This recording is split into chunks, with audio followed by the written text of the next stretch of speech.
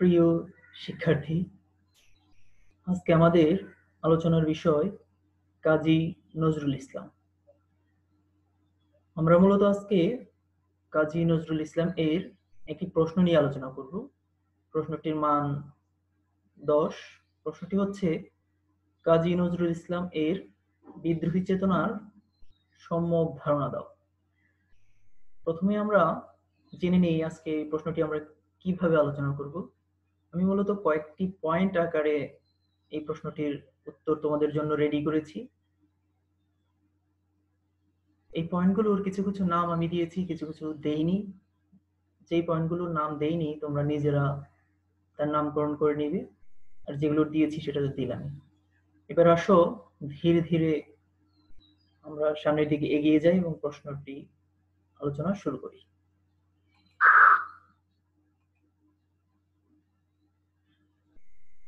যে কোনো প্রশ্নের প্রথমেই ভূমিকা আসে। তাহলে এই প্রশ্নের ভূমিকাটি এরকম হতে পারে, তোমরা চাইলে তোমাদের মতো করেও নিতে পারো। আমি আমার ভূমিকাটি পড়ছি।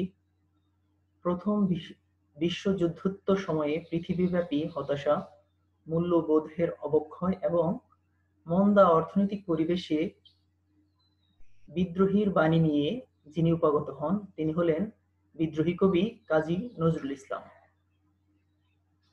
নজরুল কবি মানুষ সমকালীন গতানুগতিক কাব্যধারা, জীবনবোধ এবং চেতনা দ্বারা আকৃষ্ট হতে না পারায় তার কবিতায় ধ্বনিত হয়েছে বিদ্রোহের বাণী। নজরুল ছিলেন মূলত তারুণ্য শানিত, আবেগ সংগ্রামে উচ্চকিত, জীবনার্থে স্বপ্নময়, ভবিষ্যতে বিশ্বাসী এবং ব্যর্থতায় বিদ্রোহী। এবার পরের পয়েন্টে যাওয়া যাক।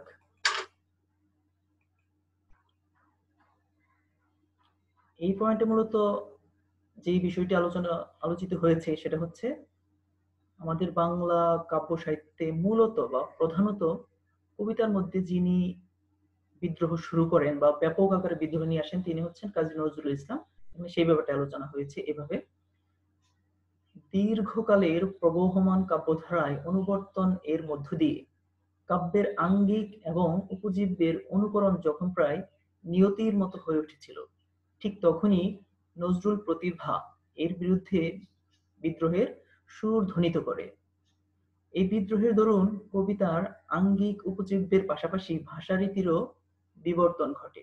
ফলে বাংলা কাব্য সাহিত্য সৃষ্টি হয় এক নতুন কাব্যধারার, যার ফলশ্রুতিতে তাকে যুগন্ধর এবং যুগোত্তীর্ণ হিসেবে আখ্যা দেয়া যায়। এই পয়েন্টে যদি আমরা বিশ্লেষণ করি তাহলে দাঁড়ায় এরকম: নজরুলের বিদ্রোহ কবিতা রচনার আগে বাংলা কাব্যে সাধারণত এই বিদ্রোহের ধারাটা ছিল না। আগের সেই ধর্ম, সেই কাহিনী বেজ যে কবিতা ছিল সেই ব্যাপারটা ছিল, সেটাকেই তার পরবর্তী কবিরাও অনুকরণ করত। নজরুল সেই ধর্ম বা সেই কাহিনী ভিত্তিক কবিতা রচনা না করে তিনি প্রথম বিদ্রোহী চেতনামূলক কবিতা রচনা শুরু করলেন। এখানে এই পয়েন্টে মূলত এইটাই আলোচনা হয়েছে। এবার পরে আসা যাক। দেখুন, এখানে যা আলোচনা হবে নজরুলের সমগ্র বিদ্রোহ চেতনাকে মূলত আসলে তিনটি ধারায় ভাগ করে আলোচনা করা যায়, সেই ব্যাপারটি ফুটে উঠেছে এখানে। আমরা দেখি, নজরুলের প্রথম ও সর্বাপেক্ষা সমৃদ্ধ কাব্য গ্রন্থ হচ্ছে অগ্নিবীণা। এই অগ্নিবীণার কাব্যের মাধ্যমে বাংলা কাব্য ধারায় বিদ্রোহের সূচনা হয়। সেই অগ্নিবীণা কাব্যে বিদ্রোহের ত্রৈমাত্রিক বৈশিষ্ট্য ফুটে উঠেছে, যথা অসত্য, অকল্যাণ, অমঙ্গল এবং অন্যায়ের বিরুদ্ধে বিদ্রোহ, স্বদেশের মুক্তির তরে ঔপনিবেশিক শক্তির বিরুদ্ধে বিদ্রোহ, কবির শৃঙ্খলপরা আমিত্বকে মুক্তিদানের জন্য বিদ্রোহ।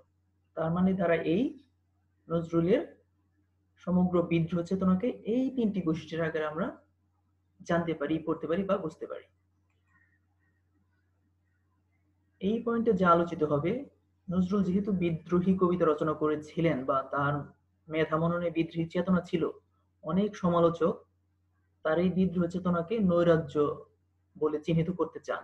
আসলে যে তার বিদ্রোহী চেতনার মধ্যে নৈরাজ্য ছিল না, আসলে সৃষ্টিশীলতাই ছিল, সেই ব্যাপারটাই আমরা এই পয়েন্টে আলোচনা করেছি। এভাবে দেখো, নজরুল বিদ্রোহ চেতনার মাঝে সমালোচকরা একদিকে খুঁজে পেয়েছেন সীমাহীন নৈরাজ্য এবং হতাশার, অন্যদিকে আধ্যাত্ম চিন্তা। নজরুল বিদ্রোহ চেতনাকে যেভাবেই বিশ্লেষণ করা হোক না কেন, তার মাঝে উন্মাদনা ছিল না, তা ছিল মূলত সৃষ্টিশীল। তার বিদ্রোহ সৃষ্টিশীল ছিল বলেই তিনি ধ্বংসের মাঝে খুঁজে পেয়েছেন নব সৃষ্টির আশ্বাস। তিনি অসুন্দরের মৃত্যু কামনা করে বরণ করে নিয়েছেন চির সুন্দরকে।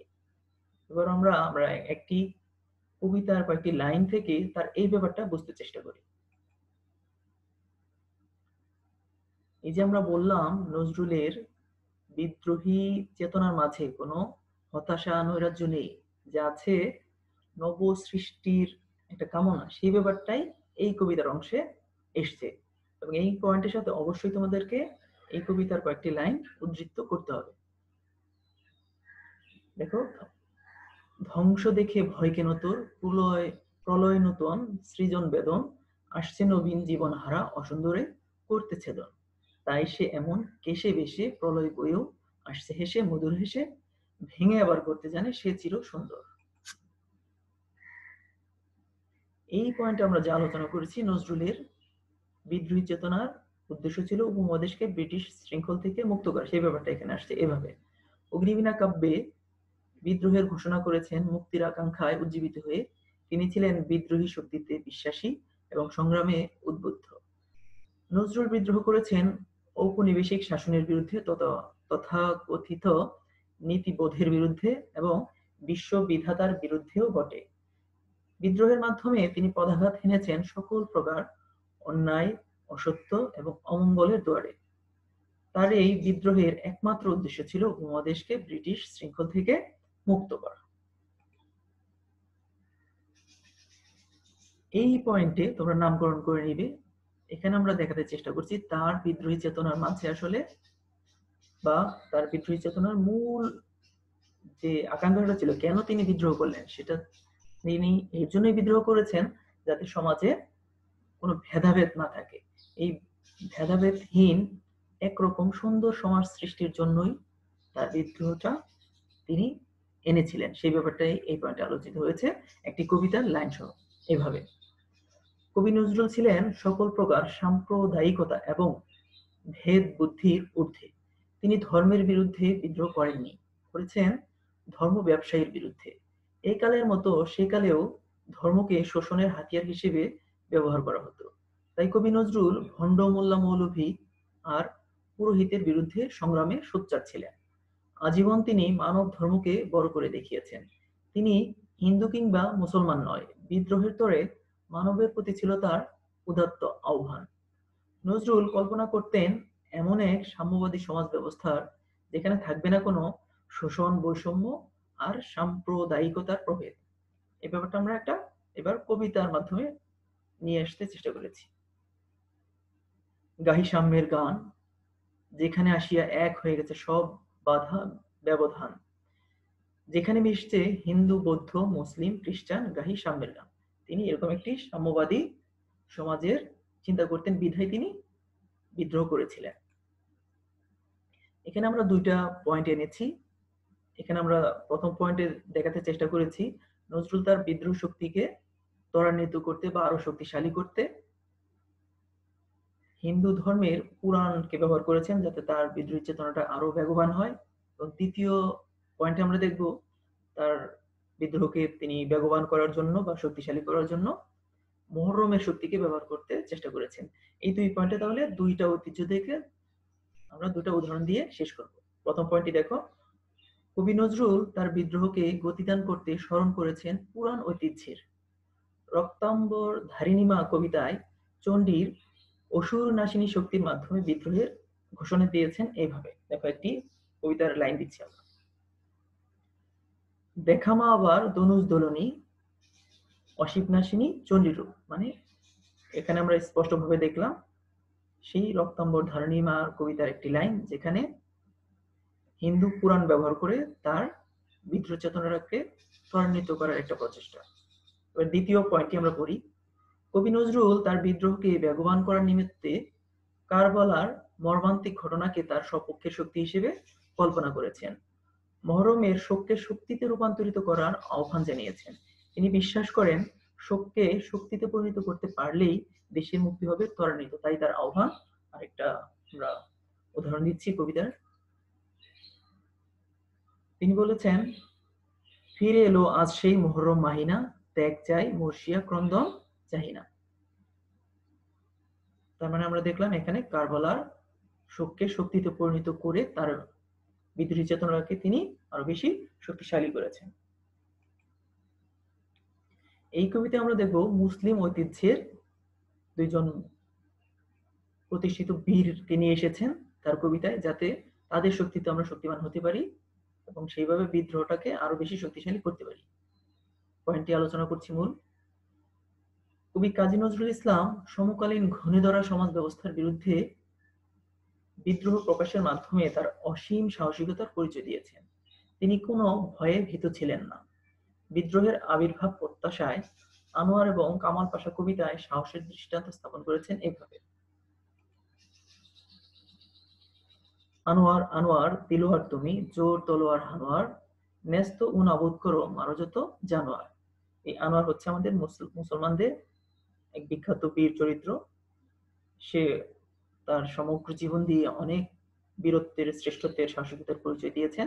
নজরুল সেই আনোয়ারকেই তার কবিতায় নিয়ে এসেছেন, যাতে আমরাও সাহসী হতে পারি এবং সাহসী হয়ে আমাদের বিদ্রোহ চেতনাকে এগিয়ে নিয়ে যেতে পারি।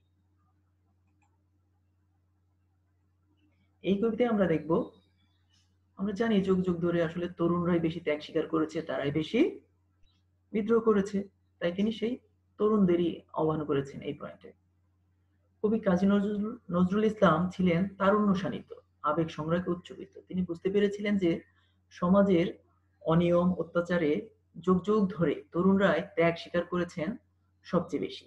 ফলে মহরম কবিতায় তিনি সেই তরুণদের বিদ্রোহী চেতনায় উজ্জীবিত করার মানসে তাদের আহ্বান করেছেন হযরত ইব্রাহিম আলাইহিসসালাম এর ত্যাগ ধর্মে উদ্বুদ্ধ হতে। এভাবে একটি কবিতার লাইন দিয়ে আমরা সেটাকে পাকাপোক্ত করছি এভাবে। আজ আল্লাহ নামে জান কুরবানে, ঈদের পুতবোধন, ওরে হত্যা নয় আজ সত্যগ্রহ শক্তির উদ্বোধন। মানে তুমি তোমার দেশকে এগিয়ে নিতে চাইলে, বিদ্রোহ করতে চাইলে, সেই হযরত ইব্রাহিম আলাইহিস সালাম তার নিজের জীবন কুরবান করে যে ত্যাগ ধর্মে স্বীকার করেছিলেন বা ত্যাগ ধর্মকে ফুটিয়ে তুলেছেন, এবং তুমিও যদি তুমি বিদ্রোহী হতে চাও বা তোমার দেশকে এগিয়ে নিতে চাও, তাহলে এরকম তোমাদেরকে ত্যাগী হতে হবে। তাহলেই তোমার বিদ্রোহ হবে ত্বরান্বিত এবং তোমার দেশ হবে শোষণমুক্ত। এই পয়েন্টে আলোচিত হবে। এতক্ষণ আমরা বিদ্রোহের নানামাত্রিক বৈশিষ্ট্য দেখলাম। এখন আমরা দেখব এর আগের এই কাজী নজরুল ইসলাম কবিতা শুরু করার আগে যে কবিতা ছিল, তার ভাষা যে শব্দরাজি ছিল, সেই শব্দগুলোর মধ্যেও কোনো বিদ্রোহের ভাব ছিল না। কাজী নজরুল তার কবিতায় শুধু বিভিন্ন উপসংগই নিয়ে এসেছেন তাই নয়, বিভিন্ন বীরদের নিয়ে এসেছেন বা বিভিন্ন পুরানো ঐতিহ্য নিয়ে এসেছেন শুধু তাই নয়, এগুলোর পাশাপাশি তিনি এমন কিছু শব্দই তার কবিতায় ব্যবহার করেছেন, সেই শব্দ বিদ্রোহী চেতনাটাকে প্রকাশ করে। তার শব্দগুলো সেই বিদ্রোহী চেতনারই ধারক ও বাহক। এটাও তার বিদ্রোহী চেতনার অনন্য একটি নজির। এটা আমরা আলোচনা করতে পারি এভাবে। অগ্নিবীণা কাব্যকে বিদ্রোহী চেতনায় উজ্জীবিত করার অন্যতম নিয়ামক হলো, এখানে কবি একটি স্বতন্ত্র কবি ভাষা ব্যবহার করেছেন। কাজী নজরুল অভিধান অন্তর্গত শব্দরাজি ব্যক্তিত্বের সংরাগে বিমণ্ডিত করেছেন। তার হাতের ছোঁয়ায় প্রচলিত শব্দরাজি বিকৃত করেছেন নবতর অর্থ। কাজী নজরুল শব্দ বিদ্রোহের মাধ্যমে আরবি, ফার্সি, তৎসম, তদ্ভব, দেশি বিদেশি শব্দ ব্যবহার করেছেন অবলীলায়, যে কোনো প্রকার সূচি বায়ু প্রস্তুতা পরিহার করে। মানে তিনি তার কবিতার বিষয়কে ফুটিয়ে তোলার জন্য যে শব্দ দরকার তিনি তাই এনেছেন। এখানে তিনি আরবি ফার্সি শব্দ আনা যাবে না, এরকম কোনো বা তৎসম তথ্য শব্দ ব্যবহার করা যাবে না, এসব তিনি স্বীকার করেননি। তিনি যা দরকার সেই শব্দ এনেছেন, সেই শব্দটা যে ভাষায় হোক না কেন। এটাও একটা বিদ্রোহ, যেটা আগের কবিতাগুলোতে ছিল না। এবার তোমরা উপসংহারটা এইভাবে শেষ করতে পারো। পরিশেষে অগ্নিবীণা কাব্যকে কাজী নজরুল কবি মানুষ হিসেবে আখ্যা দিতে পারি, কেননা কাজী নজরুল ইসলামের কবিচিত্রে যে বিদ্রোহী চেতনা ছিল তারই শিল্পিত প্রকাশ ঘটেছে অগ্নিবীণা কাব্যে। এই কাব্যটি কাজী নজরুল ইসলামকে বিদ্রোহী কবি হিসেবে যেমন স্বীকৃতি দিয়েছে, তেমনি বাংলা সাহিত্য ভান্ডারকে করেছে সমভাবে সমৃদ্ধ।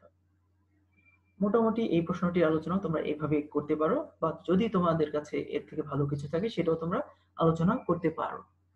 যাই হোক, এই আজকের আলোচনাটি আমরা আমার ইউটিউব চ্যানেলে দিয়ে দিব। আমার ইউটিউব চ্যানেলটি মূলত আমার মিসেসের নামে করা। সেই ইউটিউব চ্যানেলের লিঙ্কটিও আমি তোমাদেরকে দিব, বা তোমরা ইউটিউবে গিয়ে টাইপ করতে পারো SHANTA স্পেস খানম, KHANAM, এটা লিখে সার্চ দিলেও তোমরা পাবে, বা আমি তোমাদের যে লিঙ্কটি দিয়ে দেবো সেটা লিঙ্কে ঢুকলেও তোমরা এই প্রশ্নের উত্তরটি পাবে। আমরা চেষ্টা করব আস্তে আস্তে ধীরে ধীরে আরো অনেক প্রশ্নের উত্তরই তোমাদেরকে এখানে দিতে। তার জন্য তোমরা ওই চ্যানেলে ঢুকে প্লে লিস্টে যাবে চ্যানেলের, সেখানে প্রথম বর্ষ নামে যে ফোল্ডার থাকবে সেখানে এই প্রশ্নটি পাবে।